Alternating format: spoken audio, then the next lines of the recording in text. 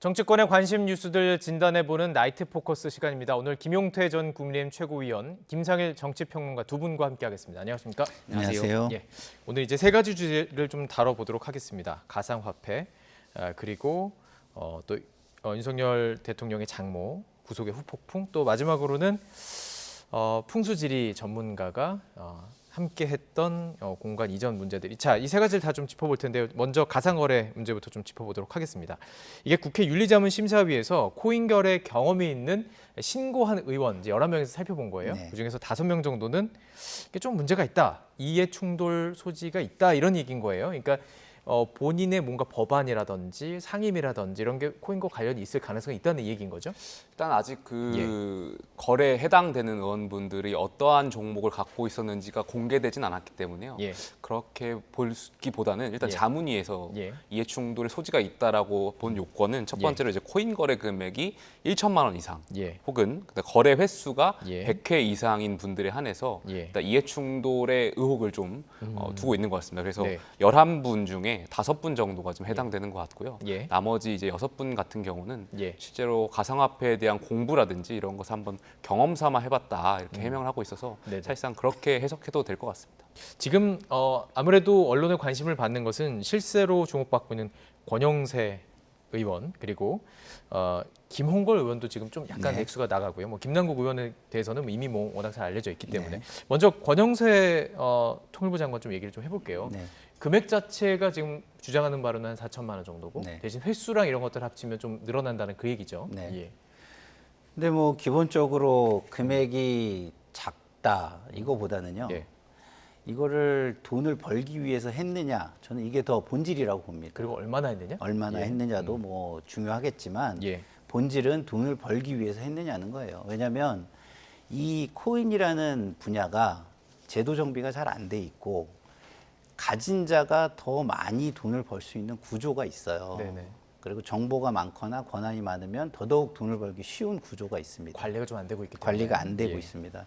그렇기 때문에 이런 부분에 대해서 제도를 정비하고 거기에서 양산되는 피해자들을 막는 거에 집중해야 될 정치인이 그걸 이용해서 돈을 벌려고 했다? 이거 자체가 저는 납득이 되지 않는 부분이에요. 예. 그리고 뭐 준용을 한다고 우리가 표현하는데 주식의 사례를 준용을 할 수 있잖아요. 우리가 네. 상식적으로.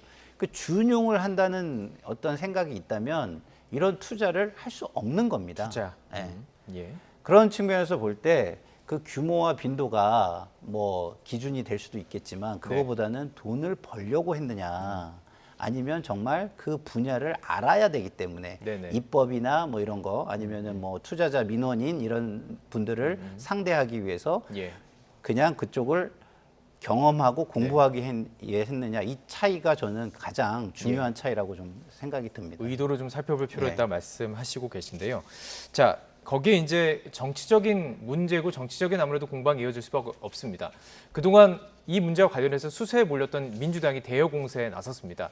특히 통일부 장관을 겸임하고 있는 권영세 의원 집중 타깃이 될 수밖에 없었겠죠. 국민의 입장도 함께 준비했습니다. 들어보시죠.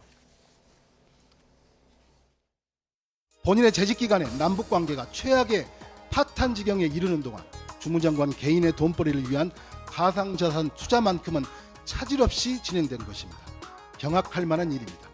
권영세 의원 또한 국회의원과 국무위원으로서 청렴과 성실의 의무를 위반한 결격 사유가 없었는지 철저히 조사해야 할 것입니다.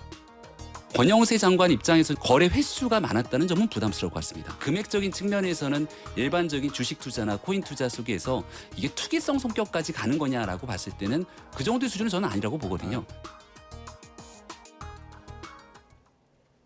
김병민 최고위원의 얘기에 어떻게 보면 조금 그 쟁점이 들어있는 것 같아요. 그러니까 이걸 어떻게 볼 것이냐.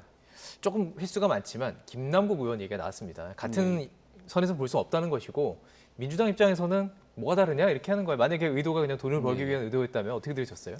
약간 권영세 장관에 대한 이 코인 아까 말씀하셨던 그런 의도가 네. 무엇인지에 대해서 조금 더 진상 조사라든지 이런 것을 통해서 밝혀져 봐야 말씀드리기가 좀 더 수월할 것 같은데요. 네. 일단 언론을 통해서 드러난 사실만 보면은 김남국 의원하고는 좀 다른 것 같아요. 예. 김남국 의원이 언론에 굉장히 많은 질타 그리고 국민의 분노를 일으켰던 이유 중에 여러 가지가 있겠지만 첫 번째로는 일단 미공개 정보를 활용했느냐에 대한 여부거든요. 물론 예. 이 부분에 대한 것도 일단 검찰이나 이런 수사기관에서 아직은 모르는 예, 얘기죠. 조사 중인데 이 부분도. 예. 두 번째가 이제 국회의원으로서 윤리적인 문제라는 거죠. 본회의라든지 상임위를 예. 통해서 그 정말 국회의원직에 집중해야 될 그 시점에 이제 코인 거래를 했다라는 거잖아요. 예. 물론 장관은 현대까지 그러니까 그렇게 업무 시간에 하지 않았다라고 이제 말씀하셔서 이 네. 부분도 좀 더 확인해야 될 것 같고요. 예. 세 번째는 자금 출처 내역에 김남국 의원은 이제 소명을 하지 않았기 때문에 이 예. 부분도 좀 문제가 될 거고. 다르다. 네 번째는 이제 변명이죠. 괘씸죄잖아요. 그러니까 장관이라든지 뭐 이양수 의원이라든지 김홍걸 민주당 의원 같은 경우는 예. 어쨌든 해명하고 언론에 대해서 본인의 어떤 투자 경위라든지 이런 것을 해명하고 있는데 예. 김남국 의원 같은 경우는 해명도 제대로 하지 않았고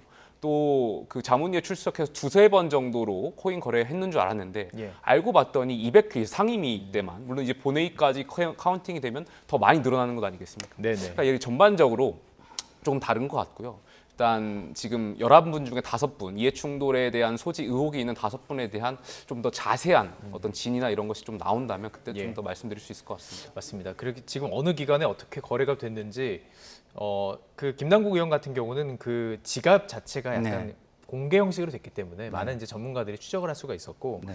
지금 권영세 의원 같은 경우 장관 같은 경우는 그렇지가 않기 때문에 네. 언제 이루어졌는지 아직 정확하게 모릅니다. 근데 권영세 의원 측에서는 YTN과의 통화에서 금액은 3, 4천만 원 정도 투자라고 네. 하고요. 횟수를 곱해서 수십억 원을 만드는 것이다 이렇게 좀 주장하고 있고 업무 시간에 거래가 없었다라고 얘기하고 있습니다. 네. 그래서 조금 전도 얘기했지만 이해충돌 쪽으로 가게 되면 네. 왜냐하면 이게 법안 그 발의에 참여를 했어요. 네. 의원들이. 네. 그러면 이제 기본적으로 이 문제의 핵심 자체를 뭐 굳이 이제 들어가자 보면 이해충돌 때문에 얘기가 나오는 거잖아요. 그렇다면 피해갈 수는 없는 거 아닌가 싶기도 한데요.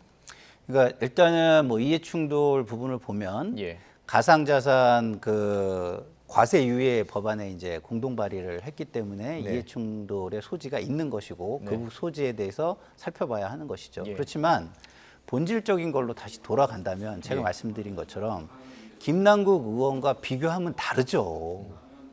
근데 그러면 다른 걸 먼저 볼 것이냐? 그러니까 다르다는 건 뭐가 다른 거냐면 잘못의 정도와 수준이 다르다는 거예요. 예. 그러면 그 잘못의 본질이 다른 것이냐? 그걸로 들어가면은 잘못의 본질은 다르지 않습니다. 아까 말씀하셨던 거 투자라면 그렇죠. 예? 그러면은 잘못의 본질이 다르지 않으면 이거는 징계 내지는 어쨌든 수사를 통해서 죄가 되면 죄를 물어야 하는 것이고요. 예. 그러나 같은 수준의 죄를 묻거나 징계를 할 수는 없다라는 거는 저도 동의를 해요. 예. 그리고 분명한 것은 투자와 투기는 또 다를 수 있습니다. 근데 김남국 의원의 경우는 뭐 누가 뭐라 해도 투기성이 굉장히 강해 보이는 측면이 있고요. 예. 그러나 권영세 의원의 같은 경우는 투자일 수 있다라고 볼 수 있는 정도의 규모인 거는 맞는 것 같아요. 네네. 그렇지만 그럼에도 불구하고 코인으로 투자해서 돈을 벌려고 했다는 것 자체가 저는 예. 공직에 있는 사람으로서는 해서는 안 된 일을 한 것이다. 예. 이런 측면에서 잘못의 본질은 같다. 그러나 잘못의 정도와 수준은 좀 다르다. 예. 이렇게 보는 것이 맞다. 그러니까 예. 다른 부분을 먼저 볼 거냐, 예. 잘못된 부분을 먼저 볼 거냐에 따라서 앵글이 시각이 예. 달라진다. 이렇게 저는 생각이 듭니다. 자, 그렇게 양측의 주장이 이렇게 나올 수 있는 거예요. 말씀하신 것처럼 투자라는 그 의도면 똑같다. 하지만 어떤 말씀하신 것처럼 뭐 괘씸죄라고도 말씀해 주셨는데 뭐 정보 공개라든지 하는 과정들에 대한 괘씸죄가 포함이 된다면은 얘기가 달라질 수 있다. 그리고 수위도 다르다. 그런데 문제는 이게 지금 김남국 의원에 대해서는 지금 제명 공고가 내려진 상황이에요. 자, 그럼 이것에 대해서 징계를 속도를 내려다 보면 민주당 측에서는 같은 투자인데 어떻게 이렇게 하느냐. 그러다 보면 좀 징계 속도를 내기 어렵게 된 것은 아닌가 이런 추측도 나오던데요. 글쎄요, 뭐 저는 그렇게 생각하지 않는 것이 예. 김남국 의원은 일단 정치적으로 저는 사망했다라고 생각합니다. 정치적으로는 이미 예. 국민들의 평가는 끝났다라고 생각되고요. 예. 그분이 실제 본회의에서, 그러니까 윤리특위에서 어떤 결정을 내리고 본회의에서 뭐 제명에 대한 것이 가결될지 부결될지는 잘 모르겠습니다만 네네. 국회의원분들께서 판단하시겠지만 예. 이제 김남국 의원이 뭐 국회의원직을 더 유지한다고 하더라도 네. 국민들의 어떠한 국회의원으로서 국민의 대변자로서 예. 역할을 할 수 없다라는 것은 이미 저는 증명됐다고 생각되고요. 예. 그렇기 때문에 김남국 의원하고는 좀 비교하는 건 좀 그렇고요. 그러니까 김상희 평론가 말씀처럼 예. 김상희 평론가의 논리대로라면 저도 좀 아쉬운 부분이 있어요. 권영세 장관이라든지 이양수 의원이라든지 김홍걸 의원이라는 이 분들이 예. 저보다 이제 정치 선배시고 정치를 굉장히 오랫동안 해오셨던 분들인데 네. 이하부 정관이라고 하지 않습니까? 오얏나무 밑에서는 각근을 매지 말라. 그러니까 다 알고 계셨던 것인데 예. 이러한 것을 왜 하셨는지에 대한 그러한 측면에서는 굉장히 아쉬운 생각을 좀 갖고 있습니다. 예. 그럼 같은 질문 좀 드려보고 싶습니다. 김남국 의원 징계에 대해서 속도를 좀 내기 어려운 것이 아니냐. 그거는 핑계겠죠. 그거는 저는 뭐 그렇게 하면 국민 입장에서는 악의 동맹이 되는 거예요. 그럼 민주당도 속도를 낼 거라고 보십니까? 속도를 내야죠. 내야 속도를 한다. 내고 예, 예. 김남국 의원의 징계 수위를 기준으로 네. 다른 분들의 징계 수위를 판단하면 되는 겁니다. 그러니까 김남국 의원이 제명이라고 한다면 예. 이 정도는 제명인데 그러면 권영세 의원, 이양수 의원, 김홍걸 의원의 예. 수위는 요 정도인데 그러면 징계 수위는 그거에 비추어 어느 정도의 징계를 하면 될 것인가 예. 이걸 정하면 되는 거지. 네네. 애시당초 어떤 국회의 윤리의 수준을 보여주는 김남국 의원의 징계 이거를 미룬다면 예. 그거는 국민 입장에서는 그냥 악의 동맹이고 이익의 동맹일 뿐인 것이죠. 예. 알겠습니다. 이제 지금 이게 기사가 나온 건 금요일이었고요. 조금씩 이게 좀 눈덩이처럼 굴러가듯이 커지는 것 같아요. 그러다 보면 이제 지금 나온 5명 외에 또 있는지, 11명 외에 더 있는지, 그리고 정말 어떻게 거래가 이루어졌는지를 좀 투명하게 그 지갑을 공개한다거나 전문가들이 좀 해서 어느 시간에 이루어졌는지도 좀 파악할 필요가 있는 것 같고 앞으로도 계속 이 내용을 좀 다뤄가야 될 것 같습니다.